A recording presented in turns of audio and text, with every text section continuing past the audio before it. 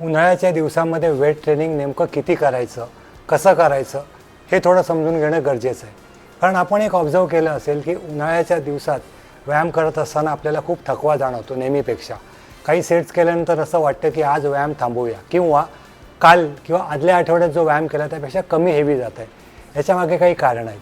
जसं टेम्परेचर बदलतं तसं आपल्या शरीराचं टेम्परेचरसुद्धा व्यायाम करताना खूप बदलतं.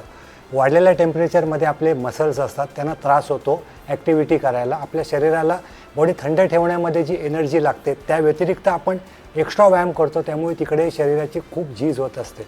त्यामुळे वेट ट्रेनिंग करताना आपल्याला थोडासा थकवा जाणवतो, तेवढं हेवी जात नाही. याशिवाय डिहायड्रेशन हे घामावाटे तर जातच असतं, मात्र शरीराचं जे तापमान वाढलं असतं व्यायाम करताना, ते पण उन्हाळ्याच्या दिवसात अतिरिक्त पद्धतीने, त्यामुळे सुद्धा आपले मसल्स टायर्ड होऊन जातात, थकून जातात आणि त्यांना परफॉर्म करताना थोडा त्रास होतो. मग आता आपण करू काय शकतो? 1-2 सेटमधला गॅप वाढवा. त्याशिवाय व्यायाम थोडा हळूहळू करा. 2 दिवसांमधला गॅपसुद्धा तुम्ही वाढवू शकता. म्हणजे काल जर हेवी व्यायाम केला असेल तर आज लाईट करा, किंवा सतत 2 दिवस हेवी वेट ट्रेनिंग केली असेल तर तिसऱ्या दिवशी कार्डिओ किंवा स्ट्रेचिंग किंवा छोटासा व्यायाम करा. असं तुम्ही काही दिवस केल्यानंतर तुमच्या शरीराला या उन्हाळ्यात व्यायाम करायची सवय झाली का मग पहिल्यासारखं वेट ट्रेनिंग तुम्ही चांगलं करू शकता.